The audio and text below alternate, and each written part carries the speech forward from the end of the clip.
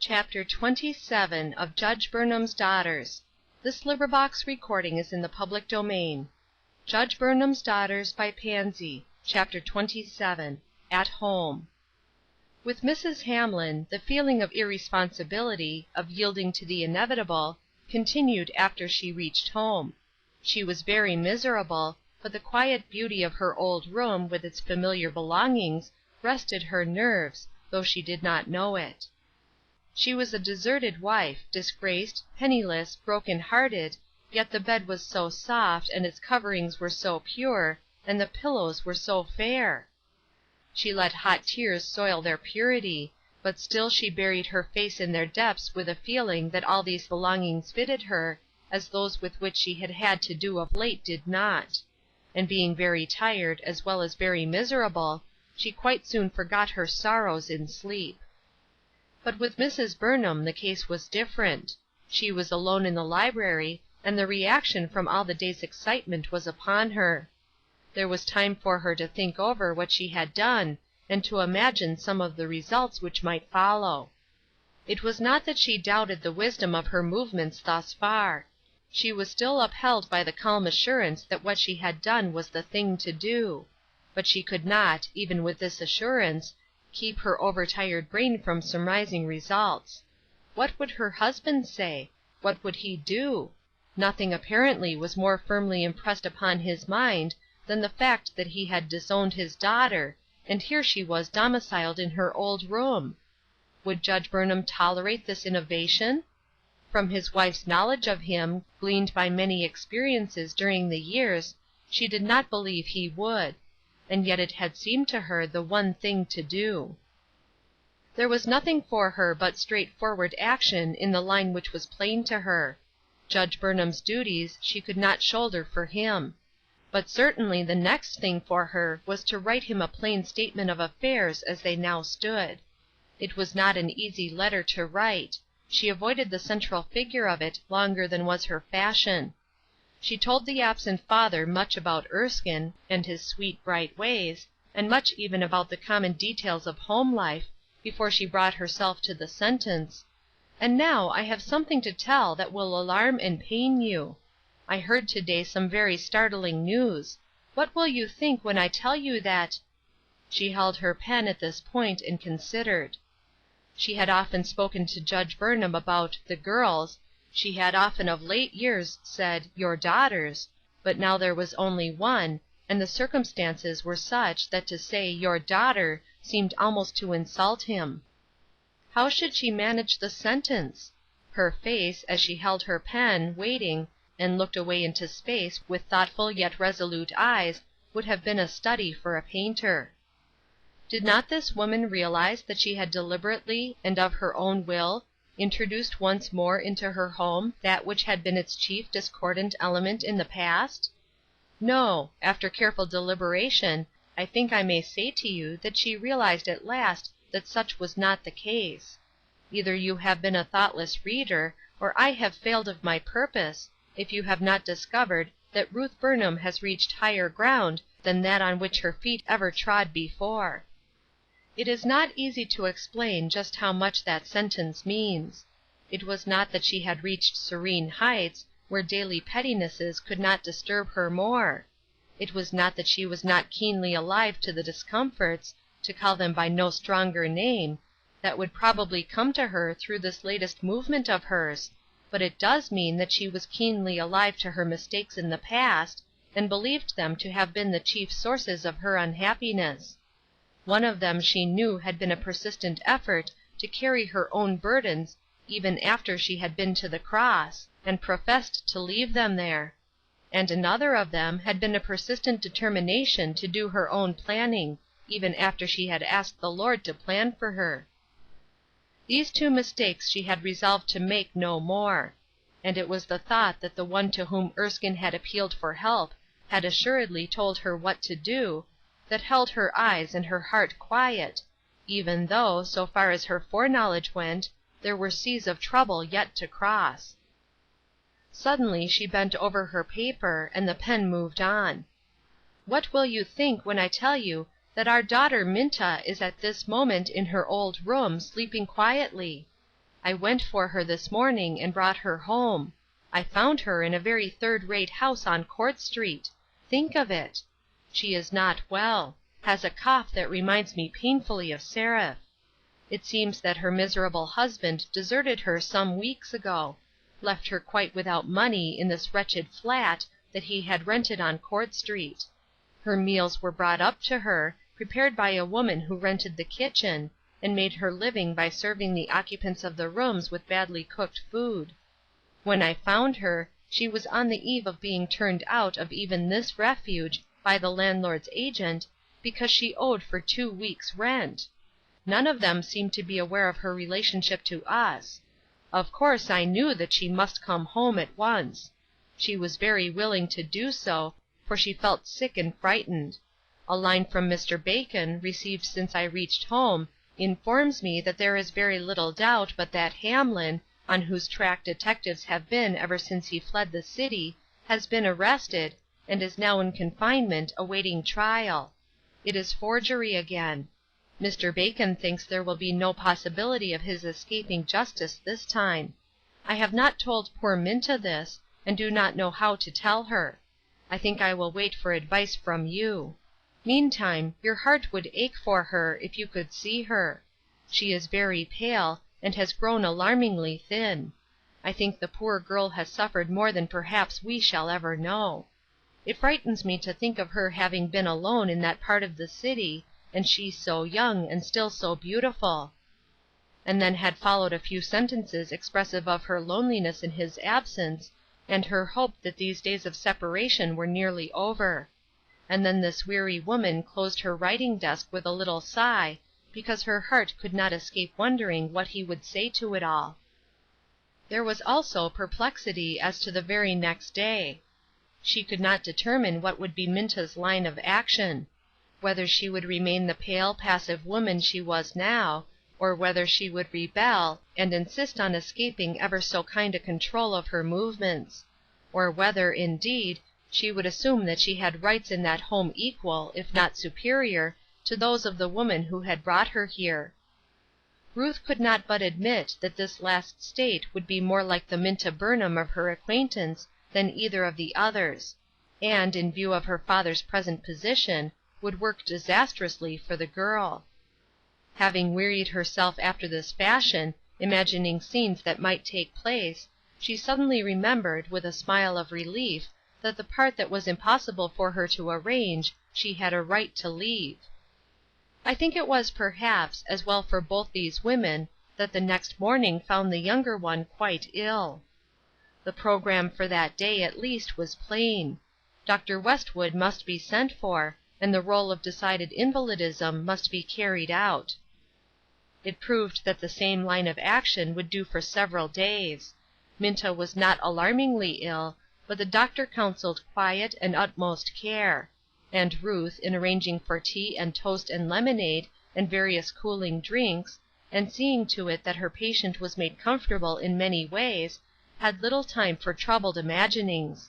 As for Minta, the necessity for asking to have the glass or the handkerchief handed to her, or the pillow moved, and for saying "thank you" frequently, overcame much of the painful embarrassment with which the new day began, and for the most part she was quiet and submissive. As the days passed and she grew better, and was, presently, able to sit in the large easy-chair and watch the passers-by on the street below, it became evident that she was very much subdued. One circumstance contributed largely to this result. Mrs. Burnham, in looking over a trunk of packed-away treasures, in search of something for which Minta had asked, came suddenly upon a little box of Seraph's that had not been opened. It closed with a spring that Ruth did not understand; but as she held it in her hand, it appeared that her fingers must have touched the hidden spring, for it flew open, and on the top lay a letter addressed to Minta, in her sister's familiar writing. Ruth, much moved, ceased her search, and carried the letter at once and in silence to the pale-faced girl lying back among the cushions of the easy-chair. She did not know, either then nor afterwards, what words Seraph had spoken for her last ones, but Minta's eyes were red with weeping when she saw her again, and her voice seemed gentler, and her manner more subdued after that time. It became apparent that she also had anxious thoughts about the future. She asked often for word from her father. When was he coming? Did he know that she was there? What had he said? And once she asked did Ruth think papa would allow her to remain at home after all that had been? And Mrs. Burnham, whose heart was daily growing more full of pity for this deserted wife, who, even though she had sinned, was also certainly much sinned against, and who, though her love was so misplaced and so entirely selfish in its exhibition, had yet, in a sense, loved the man who had deserted her, felt that she would give much to be able to answer a hearty yes to this hesitating question, and did not know how to reply. Her husband maintained an ominous silence in regard to the news she had sent him. His letters came as regularly as usual, but they were shorter and she fancied colder. He was crowded with care and some anxiety. He hoped to get the complications straightened out before very long. She did not need the assurance that he would be at home as soon as possible. And then had followed messages for Erskine, very tender and fatherly, but not a word for or about Minta in any way. He seemed to have simply ignored her story. This boded no good for the future. There was nothing now but to wait, with what patience they could. Each day it became evident to Mrs. Burnham that she was settling into the position held so long ago, looked upon by Minta as the intercessor between her and an indignant father, and each day she grew more doubtful about her ability to perform her part. Judge Burnham was cruelly proud. He had been cruelly stabbed, and very publicly, too. He had publicly disowned his daughter. Would his pride ever let him acknowledge her again? More and more the wife felt that this household needed other than human power to settle it into anything like peace. Her cry for help from the Omnipotent became daily more earnest. There was notably in her experience a certain Sabbath evening when her prayer rose into the realm which perhaps might be reverently called wrestling. And then, one morning, when all the air was crisp with frost, and the earth was aglow in its latest autumn finery, came a telegram from Judge Burnham to his wife. Could she join him in Westford by the noon train, to return that evening? Now Westford was a little city, but an hour's ride from their own greater one. Ruth had often been there, and there was nothing about the telegram in itself to cause her anxiety. She was frequently summoned to that, or neighboring towns, to meet her husband on business, to sign an important paper, to tell her version of a bit of news that had been supposed trivial, but which had suddenly, in the light of events, grown important. It ought to have been simply a satisfaction that Judge Burnham was at last so near to home as this. But about everything which could happen during these days there was an undertone of anxiety. It was an almost humiliating fact, but Ruth felt that she was somewhat in disgrace with her own husband, and dreaded while she looked forward to meeting him. Of course she must obey the summons, but she looked wistfully at Erskine, and was half ashamed to think how much she would like to be able to make herself think it sensible to take the child with her. He, too, was wistful. He never approved of his mother's absences from himself. He asked her the same question in many forms. Was she sure and certain and positive that she would return that very truly night? And, would she bring papa home with her? Over this last Ruth considered. The telegram was ambiguous, after the manner of those two-sided messengers. Did it mean that she could return that night, or that they both would? She did not know. The utmost she could say to Erskine was, that she would come unless something which they could not foresee or help prevented, and that she would certainly bring papa home if she could. And then she went away with all speed. Judge Burnham was on the platform before the train fairly halted. His greeting was warm, but he seemed preoccupied and in great haste. He hurried her into a carriage. "I have to go at once to an important gathering," he explained. "Will you mind coming in with me? I shall not be detained over a half hour." "Is it a court-house?" she asked, as the carriage drew up before a large building. "Will there be ladies present, Judge Burnham?" "No," he said, It is not a court-room, but a public hall. Oh, yes, there would be plenty of ladies, but he should have to leave her and go to the platform. There was nothing unusual about this. He had often to go to the platform when there were gatherings for the discussion of public interests. He seated her in the closely filled hall, and hurried forward. He was evidently being waited for. He had only time to lay aside his hat, and exchange a few words with a gentleman who stepped toward him, book in hand, and then Ruth watched her husband as he took the book, and came forward to the center of the platform and began to read. And this was what he read: "There is a fountain filled with blood, drawn from Emmanuel's veins, and sinners plunged beneath that flood lose all their guilty stains. I do believe, I now believe that Jesus died for me, that on the cross he shed his blood, from sin to set me free." Can I tell you anything about it, do you suppose? The tumult of amazement and of joy surging in his wife's soul? She felt her face grow pale, and then red, under the power of her emotions. She held herself, by main force of will, quiet on the seat, when it seemed to her she must spring up before them all and shout for joy.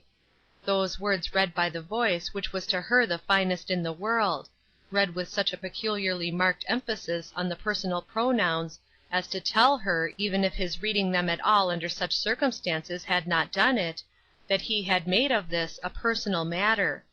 I do believe, I now believe that Jesus died for me.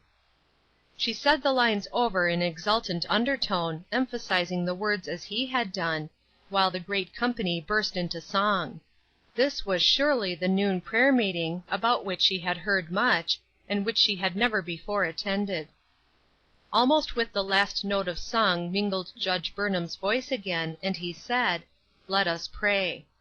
His wife bowed her head on the seat before her, and her whole frame shook with emotion. She did not know afterwards whether she prayed or cried or laughed. "I know," she said long afterwards, telling Erskine about it. "I know I said hallelujah, if that is praying."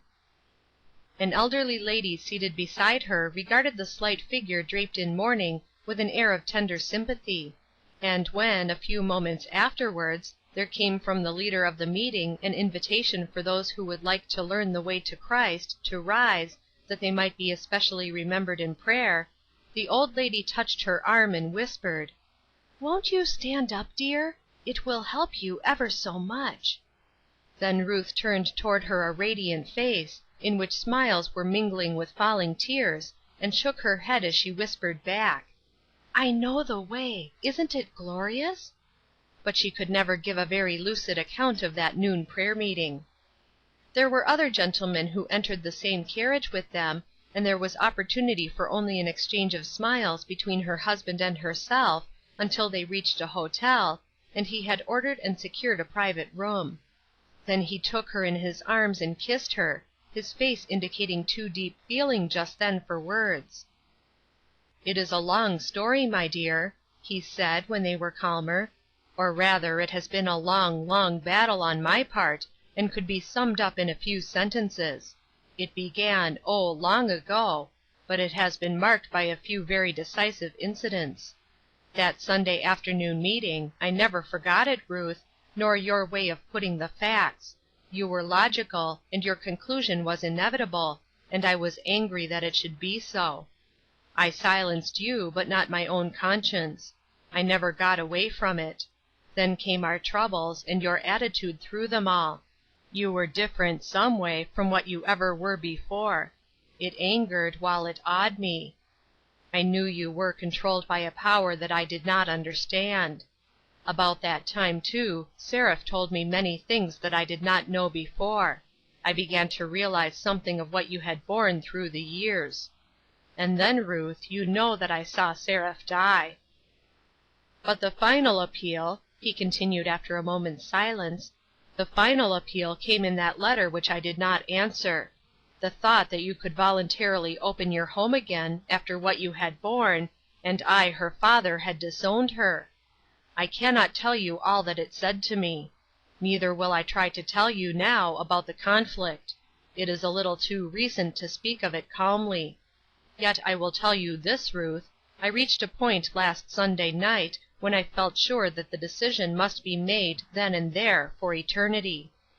I have struggled with this question for years, and affected skepticism whenever that was the most convenient way of stifling conscience, and affected indifference when my heart was fairly on fire, and hidden behind inconsistencies of others, and all that sort of flimsiness.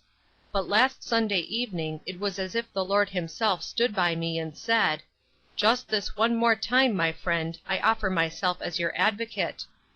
It all came over me in an instant, Ruth, how often he had done it before, and how certain I would be to offer my services but once to any man living, and well, my dear, I surrendered.